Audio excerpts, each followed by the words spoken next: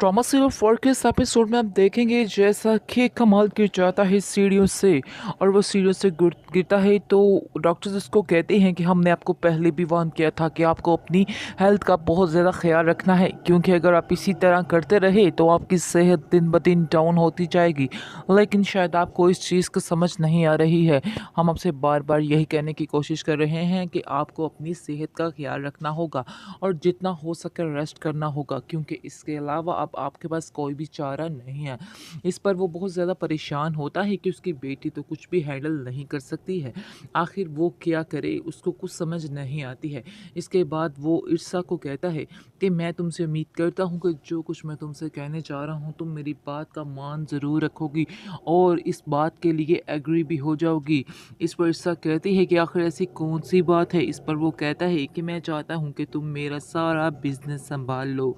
क्योंकि इसी में ही सबका फ़ायदा है। मुझे डॉक्टर ने कंप्लीट रेस्ट का कहा है लेकिन ऐसे तो सारा बिजनेस ख़राब हो जाएगा और मैं ये सब कुछ नहीं चाहता क्योंकि मैंने बड़ी मेहनत से यहाँ तक ये सब कुछ लेकर आया हूँ और मैं तुमसे उम्मीद करता हूँ कि तुम मुझे कभी भी इनकार नहीं करोगी। आप देखेंगे ईर्षा खामोश हो जाती है क्योंकि उसका दिल ही नहीं होता है इस बात की हामी बनने के लिए। ये बात का जिक्र वो करती है दानियाल के साथ तो दानियाल तो काफ़ी ज़्यादा हैप्पी हो जाता है क्योंकि वो जानता है कि ये ही एक वाहिद तरीका है जिसकी वजह से सारा पैसा वो ईर्षा से ही हथिया लेगा। इसलिए कोई भी टेंशन वाली बात है ही नहीं। तो इसलिए वो उसको कहता है कि फ़ौरन से हाँ कर दो और फ़ौरन से जाकर हामी भर लो। इस पर ईर्षा कहती है कि फ़िलहाल तो मेरा दिल नहीं मान रहा इस बात पर क्योंकि मैं अब अपनी ज़िंदगी नए सिरे से शुरू करना चाहती हूँ। दानियाल का तो ज़हन हो रहा है इसलिए उसको कहता है कि नहीं, जैसा मैं तुम्हें कह रहा हूँ तुम्हें वैसा ही करना होगा। इसलिए चुप करके हामी भर लो और जाकर सारी बात कर दो कि मैं इस बात के लिए बिल्कुल राज़ी हूँ। कमाल ना जाने किस खुशफहमी में बैठा हुआ है और वो ये सोच रहा है कि मेरी बीवी ने मेरी बात का मान रख लिया है और वो मेरे कहने पर ही ऑफिस जाना शुरू कर देगी और मेरे सारे कारोबार को संभाल लेगी क्योंकि वो जानता है कि आइजल जो है वो बिल्कुल भी इंटरेस्ट नहीं रखती है किसी भी काम में। इसलिए उसको मजबूरी ईर्षा को ही कहना पड़ा। वो तो यही समझ रहा है कि मेरी बीवी मेरी वजह से जा रही है लेकिन वो ये नहीं जानता है कि पीछे किसका हाथ है, यानी कि वो सिर्फ दानियाल के कहने पर जाना शुरू कर रही है क्योंकि दानियाल ने उसको कहा है कि तुम जब तक हो सके तुम जा सकती हो लेकिन जब मैं तुम्हें कहूँगा तो मैं खुद ही वो छोड़ना पड़ जाएगा सारा कुछ और फिर हम सारा कुछ छोड़कर एक नई दुनिया बसा लेंगे। यानी कि उसको बड़े ही सुहाने ख्वाब दिखाने की कोशिश कर रहा है दानियाल, लेकिन असल में तो अपना ही सुहानापन इस्तेमाल कर रहा है। यानी कि खुद ही उसने असल में सारा रुपया पैसा लूट के ले जाना है और ईर्षा ने पीछे से आंखें खुलती खुलती, यानी कि उसकी आंखें खुली की खुली ही रह जाएंगी। फिर उसको समझ आएगी कि आखिर दानियाल चीज़ क्या था। फिलहाल तो वो बहुत ज़्यादा खुश है दानियाल पर कि उसने उसको इजाज़त लेकिन दे उसके दी है। कदम तो इस घर में और ज़्यादा मजबूत हो रहे हैं और ये बात उसके लिए नाकाबिले बर्दाश्त बनती जा रही है।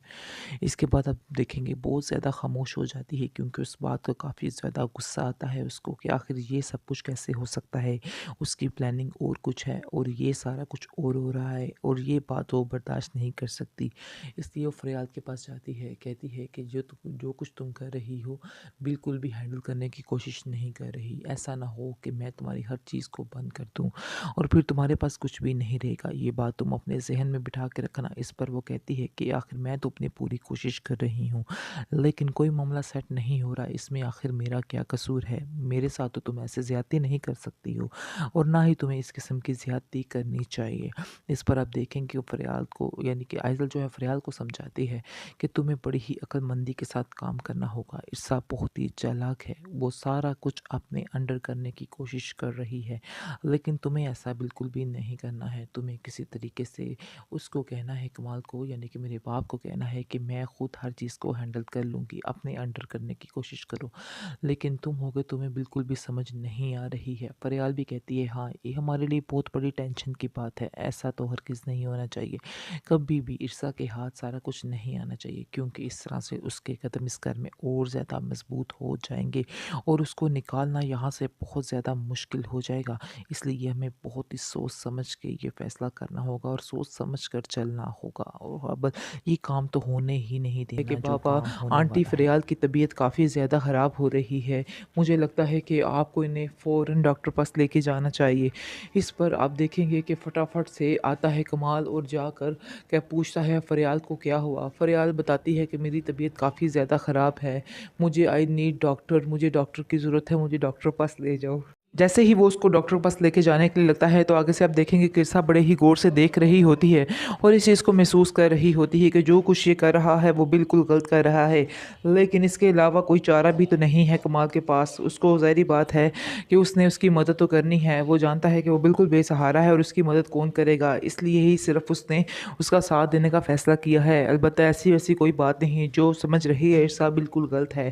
لیکن ارسا جو کر رہی ہے وہ غلط کر رہی ہے، کیونکہ اس کو یہ باتیں زیب ہی نہیں دیتی ہے، چاہے جو مرضی ہو جائے، لیکن اس طرح کی حرکتیں کرنا اس پہ مناسب نہیں ہے، لیکن اس کو اس باتوں کا احساس نہیں ہو رہا اور وہ اپنی ہی زندگی میں بس مگن ہے۔ اس کے بعد آپ دیکھیں گے کہ آئزل جو ہے وہ جا کر کہتی ہے اس ارسا کو کہ مجھے ایسا لگ رہا ہے جیسے میرے بابا جو ہے فریال آنٹی کی طرف زیادہ دھیان دے رہے ہیں اور ہر آئے دن ان کے ساتھ ہی وہ وقت گزارتے ہیں، آپ دونوں کے درمیان کافی زیادہ مجھے لگتا ہے مس انڈرسٹینڈنگ ہے، جس کی وجہ سے آپ لوگوں کی کوئی بھی بات نہیں ہو پا رہی ہے، میں اس چیز کو محسوس کر رہی ہوں، کیا میں آپ کی کوئی مدد کر سکتی ہوں؟ اس پر آپ دیکھیں گے کہ وہ کہتی ہے، ارسا کہتی ہے کہ نہیں، مجھے کسی کی مدد کی کوئی ضرورت نہیں ہے اور نہ ہی میں یہ چاہتی ہوں کہ کوئی میری مدد کرے، اس لیے بہتر یہی ہوگا کہ مجھ سے یہ مشورے یعنی مجھے جو دے رہی ہو یہ تم اپنے پاس ہی رکھو تو ہی بہتر ہے، ورنہ معاملہ زیادہ مزید خراب ہو سکتا ہے۔ کافی دیر ان کی بھی آپس میں لڑائی جھگڑا چلتا رہتا ہے، کیونکہ وہ بھی سمجھ جاتی ہے کہ یہ بھی فریال کے ساتھ ہی ملی ہوئی ہے، ساری اس کی ملی جلی بقت ہے اور دونوں ایک ساتھ ہی ہیں، اور اس کے بعد آپ دیکھیں گے کہ ارسا کہتی ہے کہ مجھے ایسا لگ رہا ہے جیسے تم فریال کے ساتھ مل کر یہ ساری گیم چلا رہی ہو، لیکن اگر تم ایسا کر رہی ہو تو میں تمہیں کبھی بھی ان باتوں میں کامیاب نہیں ہونے دوں گی، یہ تمہاری بہت بڑی غلط فہمی ہے۔ آگے سے آئزل کہتی ہے کہ اگر آپ کو یہ پتہ چل ہی چکا ہے تو آپ بھی اپنے ذہن میں یہ بات بٹھا لیں کہ میں ایسا کر کے ہی رہوں گی جو میں کر رہی ہوں اور مجھے ان باتوں سے کوئی بھی روک نہیں سکتا ہے، یہ میرا آپ سے وعدہ ہے کہ میں آپ کو بہت جلد اس گھر سے نکال کر ہی سانس لوں گی۔ آگے سے آپ دیکھیں گے کہ کہتی ہے ارسا کہ میں اس گھر میں خود بھی نہیں رہنا چاہتی، یہ تمہاری بھی غلط فہمی ہے، تم جو سوچ رہی ہو وہ بالکل غلط ہے، میں ایک منٹ کے لیے بھی اس گھر میں رہنا پسند نہیں کرتی ہوں، لیکن میری بھی کچھ مجبوریاں ہیں جس کی وجہ سے مجھے ادھر رہنا ہے۔ آگے سے آپ دیکھیں گے کہ آئزل اس کو کہتی ہے کہ آپ کو جتنا پیسہ چاہیے، جو چاہیے میں آپ کو دینے کو تیار ہوں، لیکن میں آپ کو ادھر برداشت نہیں کر سکتی، اب آپ بھی یہ بات سمجھ لیں تو پھر ہی بہتر ہے، ورنہ آپ کے لیے بھی مشکل ہے اور میرے لیے بھی مشکل ہے، مجھے اس طرح کے مزید حربے آزمانے کی ضرورت ہی نہ پڑے اگر آپ میری فوراً سے بات مان لیں اور یہاں سے چلی جائیں۔ آگے سے ارسا کہتی ہے کہ میں بہت جلد ادھر سے چلی جاؤں گی، تمہیں کچھ بھی کہنے کی ضرورت نہیں ہے۔